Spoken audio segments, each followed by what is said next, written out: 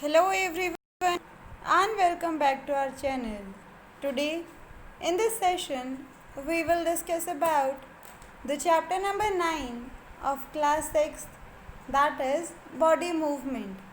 So without wasting any time, let's proceed with our today's session. So before we start with our today's session, let us first revise what we have studied in the earlier ones. तो पिछले sessions में हमने movement के बारे में पढ़ा था. तो यहाँ क्वेश्चन ये आता है कि मूवमेंट होता क्या है. So it is basically the change in the position of any part of the body with respect to its axis is called movement. यानी कि किसी भी इंसान के किसी भी शरीर के कोई भी हिस्से के अंदर कोई भी उसकी पोजीशन के अंदर चेंज आना, उसे हम मूवमेंट बोलते हैं. जैसे कि हमारा जो हार्ट है वो एक बार क्या होता है, कॉन्ट्रैक्ट करता है यानी कि सिकुड़ता है, और दूसरी बार एक्सपैंड करता है यानी कि अपनी वापस ओरिजिनल पोजीशन पे आ जाता है. तो ये भी एक तरीके का मूवमेंट है. एक और एग्ज़ाम्पल है कि जब भी हम कभी खाना चबाते हैं तो उस टाइम पे हमारी जो जॉ है प्लस हमारे जो टिथ हैं वो काम करते हैं. तो ये मूवमेंट के एग्ज़ाम्पल हैं. इनके अलावा जो पेड़ पौधे हैं वो भी मूवमेंट शो करते हैं. फॉर एग्ज़ाम्पल जो मिमोसा प्लांट है यानी कि टच मी नॉट प्लांट, अगर हम इसको कभी भी टच करते हैं तो इसकी जो पत्तियां हैं वो आपस में फोल्ड हो जाती हैं. तो ये भी एक तरीके का मूवमेंट है. और ये जो मूवमेंट है ये किसी भी ऑर्गेनिज्म के ज़िंदा रहने के लिए बहुत ज़्यादा ज़रूरी है. फिर हमने पढ़ा लोकोमोशन के बारे में. The movement of the whole body of an organism from one place to another is called locomotion. यानी कि किसी भी ऑर्गेनिज्म के पूरे शरीर के अंदर कोई मूवमेंट होना जिसकी मदद से वो ऑर्गेनिज्म एक जगह से दूसरी जगह पर आ जा सके, इसको हम लोकोमोशन बोलते हैं. अब जो प्लांट हैं वो क्या हैं, अपनी एक जगह पर हमेशा फिक्स्ड रहते हैं. इसीलिए जो प्लांट है वो मूवमेंट तो शो करते हैं लेकिन लोकोमोशन शो नहीं करते हैं, क्योंकि वो कभी भी एक जगह से दूसरी जगह नहीं आ जा सकते हैं. अब जो लोकोमोशन है वो भी अलग अलग ऑर्गेनिजम्स के अंदर अलग अलग तरीके से हो सकता है. फॉर एग्ज़ाम्पल कि अगर हम इंसानों की बात करें तो हम वॉक करते हैं. अगर हम हॉर्सेस की बात करें तो हॉर्सेस रनिंग करते हैं. अगर हम फिशेस की बात करें तो वो स्विमिंग करती हैं. बर्ड्स की बात करें तो वो फ्लाइंग करते हैं. और अगर कंगारू की बात करें तो वो होपिंग करते हैं. अब जो हमारा नेक्स्ट पॉइंट है वो है importance of locomotion. The locomotion help the animal in several ways. For example सबसे पहले तो खाना और पानी ढूंढने में मदद करवा सकता है लोकोमोशन एनिमल्स की. फिर उनको उनके दुश्मन प्लस जो उनके शिकारी हैं उनसे भी बचने में मदद करवा सकता है. तीसरा, अगर कोई भी अनफेवरेबल कंडीशन है या फिर अनफेवरेबल एनवायरनमेंट है तो वहाँ से वो लोकोमोशन की मदद से किसी नए ऐसे एनवायरनमेंट में जो कि उनके रहने लायक हो वहाँ तक जा सकते हैं. और इसके अलावा वो एग ले करने के लिए भी सूटेबल लोकेशन को ढूंढ सकते हैं. तो इससे पहले कि हम अलग अलग ऑर्गेनिजम्स के अंदर अलग अलग तरीके का मूवमेंट पढ़ें, इससे पहले हम लोग एक बार स्केलेटल सिस्टम के बारे में पढ़ते हैं. The framework of all the bones in our body is called skeleton. यानी कि हमारे शरीर के अंदर जो सारी हड्डियां मिलके जो ढांचा बनाती हैं, जो फ्रेमवर्क बनाती हैं, हम उनको स्केलेटन बोलते हैं. The skeleton of an adult human is made up of 206 bone, और किसी भी एडल्ट ह्यूमन बीइंग का जो स्केलेटन होता है वो 206 हड्डियों से मिलके बनता है। How do we know the shape of human body? तो हमें इंसानों के शरीर का जो शेप है वो कैसे पता चला? We get some idea about the shape and number of bones in some part of the body by feeling them। यानी कि हमें ये जो थोड़ा बहुत आइडिया है ये कहाँ से पता चला कि हमारी जो हड्डियाँ हैं उनका आकार कैसा है और उनका कितना नंबर मौजूद है हमारे शरीर के कुछ हिस्सों में। हम ये चीज़ पता लगा सकते हैं उस चीज़ को फील करके। Another way is to look at the X-ray images of a human body। तो पहला तरीका तो था कि हम उनको फील करके पता लगा सकते हैं, और जो दूसरा तरीका है वो है कि हम एक्सरे इमेजेस को देखें। एक्सरे इमेजेस के अंदर हम कल भी पढ़ चुके हैं कि यहाँ से रेज़ पास करवाई जाती हैं, और ये जो रेज़ हैं वो टिश्यूज़ को तो पास कर देती हैं, लेकिन हड्डियों के आर पार ये रेज़ नहीं जा सकती हैं। और इसी तरीके से हम कौन सी हड्डी में क्या प्रॉब्लम है या फिर क्या चीज़ किस हड्डी में ठीक नहीं है वो पता लगा सकते हैं। Sometimes when we are hurt, doctor uses this X ray image to find out about any possible injury that might have happened to the bones।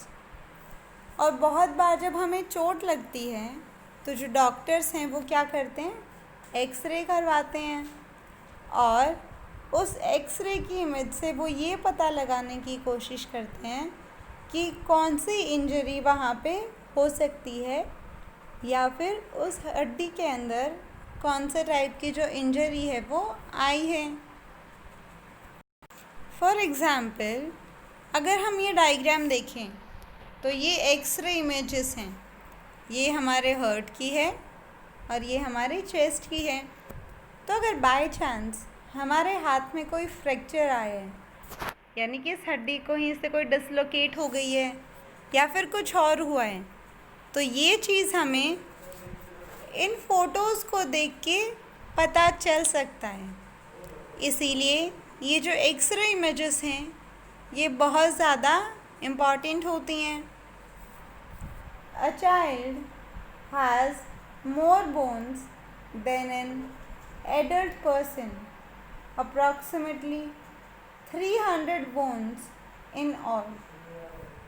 तो जो कोई भी एक बच्चा होता है उसके अंदर ज़्यादा हड्डियाँ होती हैं अगर हम उसको किसी भी एडल्ट ह्यूमन बीइंग के साथ कंपेयर करें तो।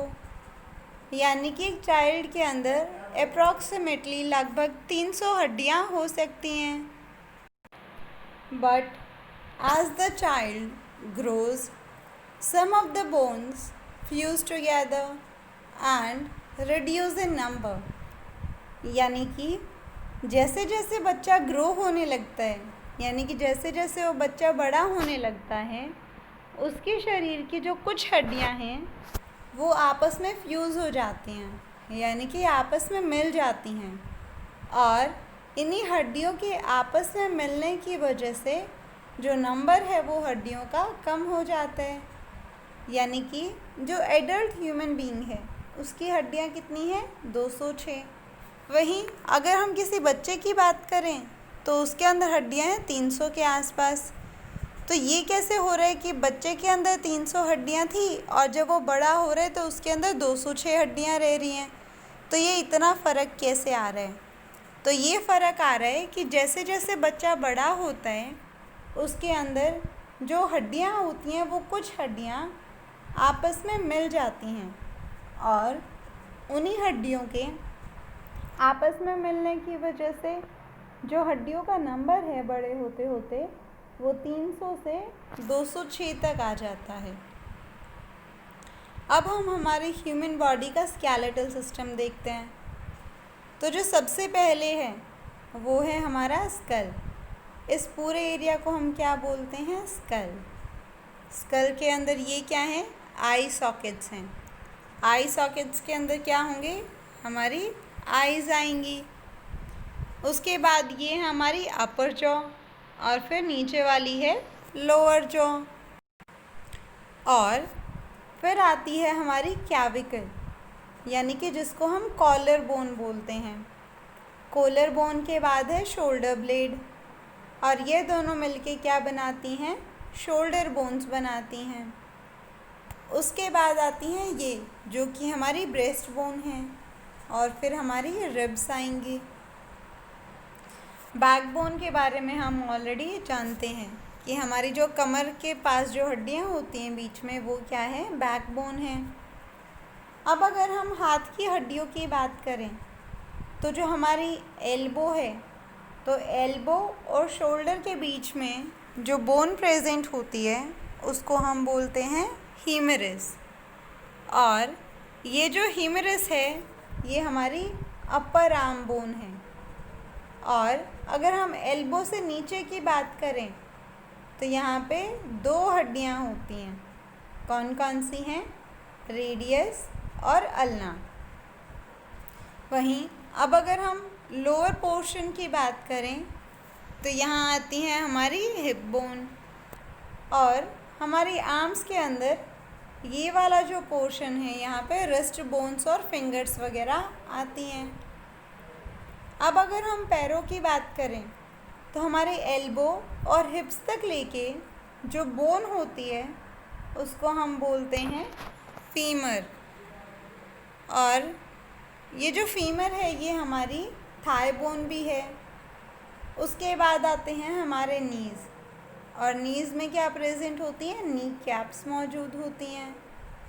उसके बाद हमारी जो नी से लेके जो फुट तक जो 2 हड्डियाँ होती हैं वो हैं टीबिया एंड फिबुला।